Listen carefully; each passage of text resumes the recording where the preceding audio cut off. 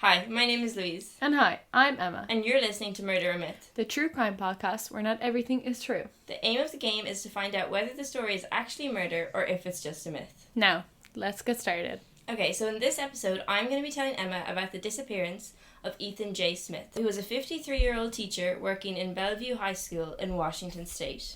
And he was considered a seasoned hiker, just to note that. And his wife said he had ambitions to retire in the coming years and hike a number of famous trails while travelling during retirement. To set the scene, it's April 24th, 1998. And Ethan is walking Marymere Falls Trail, which is a popular hike trail on the outskirts of Washington. So he's from Washington State. Right. His wife, Ellis, reports the couple frequented this trail often, usually taking either the 5-mile or 7-mile loop.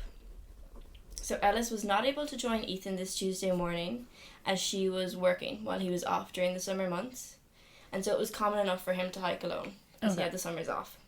He had told Ellis his plans to set off for his hike around noon and to go on the Marymere Experience Trail, which was 10 miles. Okay. And they had done it once or twice, but not particularly often. So they had kind of a beginner, intermediate, and experienced trail.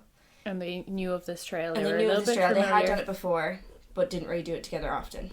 Quick question. Because it was quite long. Okay. It's 10 miles long. 10 miles. Yeah. Okay. Do you know the job that Ellis worked as? No, I never said it. Yeah. No, I know you never said it, but no, they never said it. They never said it. When I was researching. Okay, so which was 10 miles, and she expected him to take about 4.5 or 5 hours. So he would stop for breaks and all that. So when Ellis returned home from work that evening, Ethan had not returned from his hike, and so she called the police to file a missing persons report. Mm-hmm. Investigators went to the trail in search of Ethan, and it was presumed, kind of due to his age, he's in his 50s, that he may have fallen, broken a bone, or severely injured himself and was stuck somewhere on the trail. Mm-hmm. So that's what they thought had happened to him. Yeah. However, it now appears something more sinister may have occurred. Why does it appear something was sinister? Well, I'm about to tell you. So, Mountain Rescue searched for the night and following days, but could not find sightings of Ethan or his belongings anywhere. And so the police sent out a call for anyone having seen Ethan or having heard anything to please come forward. A young couple and their child reported having gone for a short walk along the trail Tuesday afternoon and that they saw a man hiking, and it matched Ethan's missing report photos. Okay. They reported spotting him sometime around 3 to 4 p.m. when they were on their walk, and they said he had appeared, quote, fatigued and struggling on the incline when they had seen him. Mm-hmm. The woman recalled expressing concern to her boyfriend at the time after passing the man.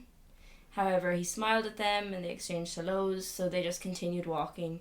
He didn't appear to want help, and they didn't pass him again. Okay, and that would have been towards the end of his hike anyways, that due to the towards time the end schedule. of his hike. Yeah, right. Towards the end of his hike. So, one possibility of the disappearance of Ethan is a bear attack, especially since Ethan was there after dark, and there are bears in Washington State, grizzly and black bears, and over the years a number of attacks have happened, but they're very rare. And the police deemed this as unlikely, as there should be some remains or stuff of Ethan's left behind. Mm-hmm. Okay, so another possibility is Ethan wandered off the trail at some point. If he was tired, the police fear he may have tried to shorten his way home, and he could have gotten lost in the woods or fallen from a height, especially when it became dark. Okay.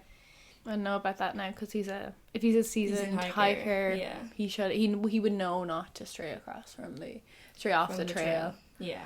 So there are large areas of woodland surrounding this trail, and it is possible that his body has not been found. It's just never been found. Okay. After the story started to get public attention, it was in the news and stuff, it was feared Ethan had been victim to the Benton city killer.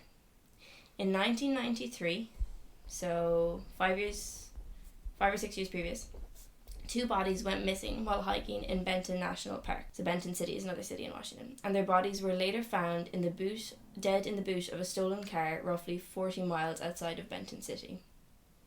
The victims had been stabbed repeatedly, with a third person's blood found at the crime scene. Okay. So a murder investigation took place. However, the stolen car was traced back to a false identification, and the case went unsolved. So now we're going to fast forward 4 years, and it's 1997. Okay, 4 years from? 4 years from those 2 victims. Right. From those 2 victims being found. and a mother and son went missing after walking in a forest in Benton National Park after school one day. Their bodies were found dead in the woods, about an hour away from the dead bodies in the car, and these two victims had numerous stab wounds as well as signs of choking and assault. And this murder case stayed open for a number of years until December 2000. Jerry Renish, a 37-year-old man who had moved to Washington 10 years prior and was currently unemployed, became a suspect in this case. So the reason he became a suspect was after being spotted and arrested for assaulting a woman only 7 or 8 miles from where the original car was found. After searching his house, small belongings of the first 2 victims were found there, as well as a murder weapon buried in his backyard, and his blood matched that of the third person's in the car. Okay. So everything's lining up. Everything's lining up. He denied all allegations. He was eventually found guilty of the first 2 murders. And he wasn't found guilty of the mother. As for the other 3 murders, many suspect he's guilty, but evidence has never been found to tie him to Ethan, Caroline and Robert, who's the mother and child. Okay. So Ethan's wife is still alive today. She's 74 and believes Renish is to blame for her late husband's death and continues to search for proof against the Benton city killer, who's now in jail for life. But the search continues. Ethan's body has never been found, and they've never actually found anything tying him to that murder. So it's unsolved what has happened to him.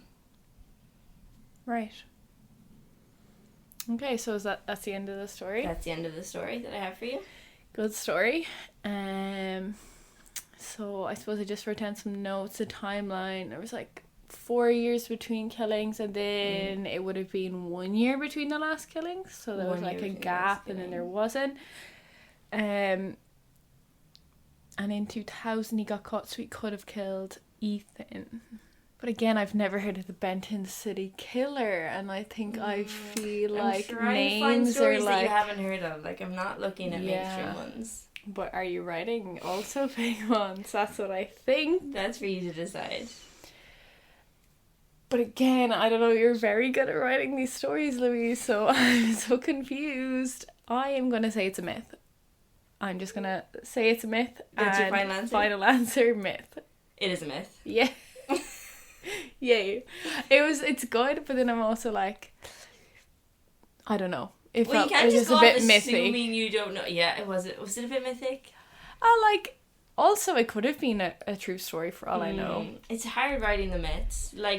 At one point I was writing this and I was I need to switch and write and just go for an actual murder, because I don't know. No, for sure yesterday your myth was, I was that's a murder. Oh, sorry, not yesterday. Scrap that, guys. You're listening to a different timeline. Many months ago. No, but I am trying to go off stories that you haven't heard of, because that is a fear of mine, that I'll find a story you've heard of. But when it has let's say the Zodiac Killer, the something killer. Yeah. They're iconic. So sometimes I'm I looked up names and there's 1,000 there's of billions of them, but still. Benton City Killer. How are you going to heard of billions of stories? I don't know. I'm just that good. To find someone else to record the podcast. We shouldn't be friends, actually. You said it, not me. Okay, well, let's just re-record this episode. I should. No thanks. I wish I'd stumped you. So this has been Murder Myth. And this week's episode, I found out that Louise's story was a myth and not in fact murder. Yeah, I didn't manage to stump her. But thanks for listening. Make sure to like and subscribe. And join us next week for another thrilling adventure. Find us on all streaming platforms. And remember, it's myth until proven murder. Schley. Good job. Good job. Where are we now? That's so sad.